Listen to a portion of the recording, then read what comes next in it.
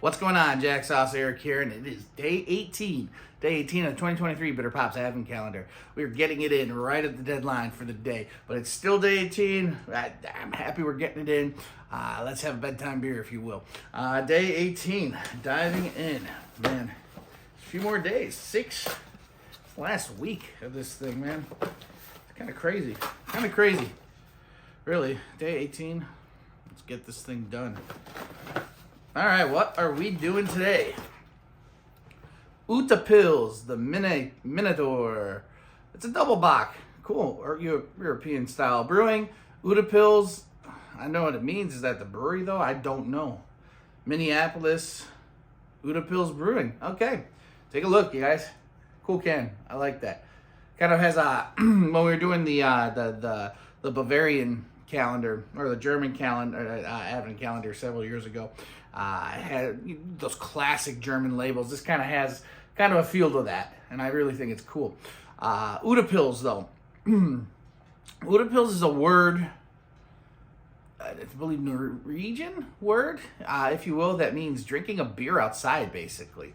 Uta Pils, like beer outside. That's what the brewery is called. Other than that, guessing what they're talking about, what I know the name means, I have no idea. Besides that they're from Minneapolis, because that's on the can. And I apologize. I know nothing else about this brewery. Let's get into the beer, right? Double bock. Luckily, I do know something about double bock. So bock beers, they're kind of they're very historical beer. Been around. The style's been around for a long time. Bock itself, they say originated in an area called Einbeck, which is kind of like central Germany, if you will, a little north central Germany. In the Saxony region, back when it was all kind of a tribal thing. It was a style done a little bit drier, using malts, Pilsner malts and whatnot. A little drier, a little bit of hits of maltiness, and not an overpowering amount of hops. Just a really nice kind of crisp, clean beer. They could have a little bit of fruity ester, but not overbearing. A little bit of caramel sweetness, but not overbearing. Really, it was just kind of an easy drinking beer. So this is north of Bavaria, north of Munich. The world of beer, the kings of beer were being produced there. Well, Munich or Bavarian monks got a hold of this style and really, really liked it. So they brought it down into Bavaria, and monasteries started brewing it.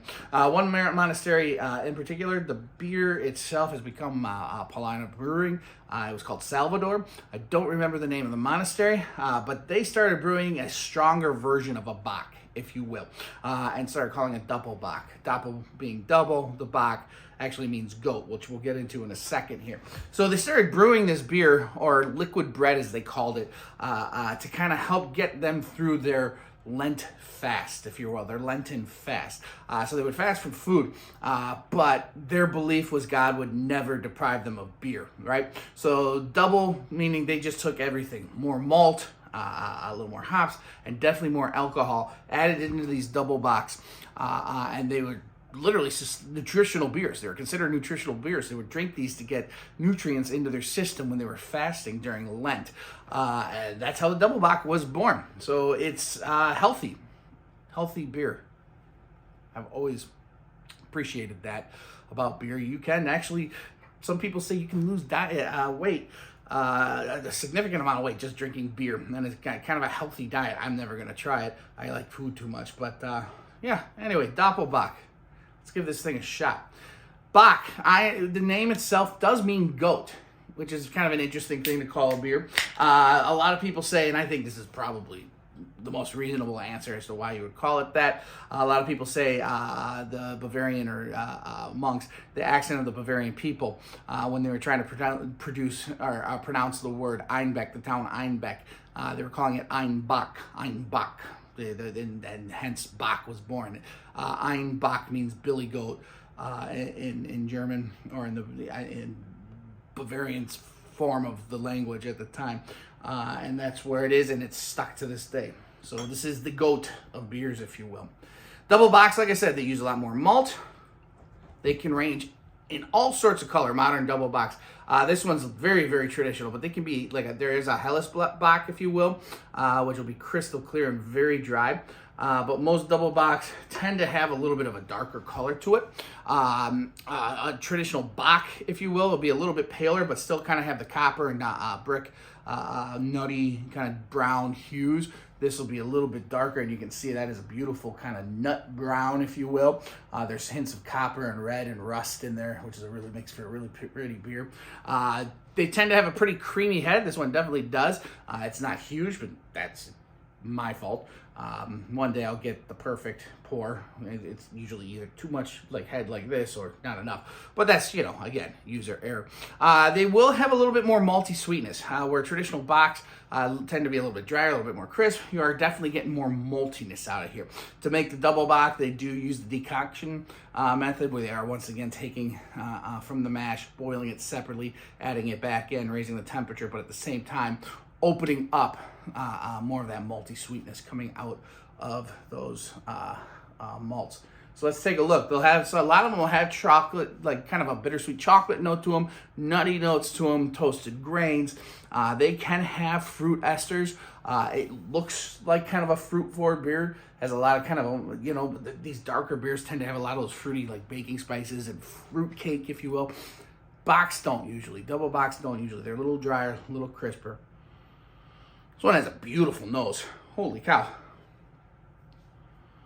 So I am definitely getting the chocolate, baker's chocolate on the nose. There is a nuttiness, definitely toasted malts. Beautiful malt, actually. A little chicory. It's that beautiful malt, those roasted malt,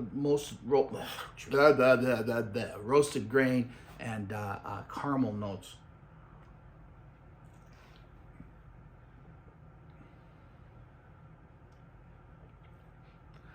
We might have to cut. I might start crying. That is delicious. Holy cow, what a good beer.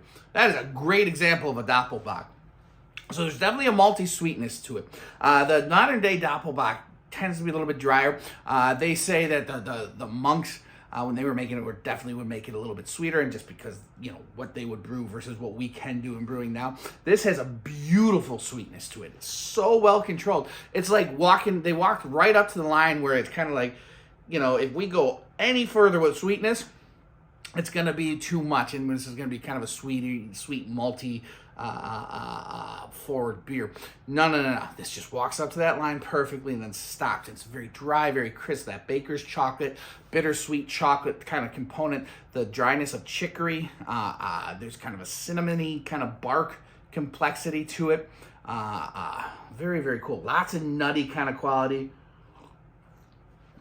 Very subtle hints of plum, fruity esters, but not overbearing. And then just a very, very mild bitterness to it, which is very, very cool. Doppelbocks tend to range anywhere in the 7 to 9%, I would say, ABV, and this is right in there at 7.8. It's a great winter beer. It's also a great barbecue beer. This is the kind of stuff Jack Sauce thrives on. Yeah, I know that smells so good, doesn't it? But I know you can't have it, though. Oh, you what? Here, just a little bit. There. Knucklehead dog. No. Where was I? Barbecue beer. This is a great barbecue beer. I like malty sweetness, like a little bit of malty sweetness to go with spice and to go with the smoke and the big bold flavors. I would definitely drink this with pulled pork. I would even go into like the bigger, bolder meats with it. It's got enough body to it to hold up to like a brisket, chuck roast, or even a tri-tip. That is fantastic. I'm going to finish this beer off by myself in a corner somewhere because this is special to me. Guys, have a great night. See you tomorrow.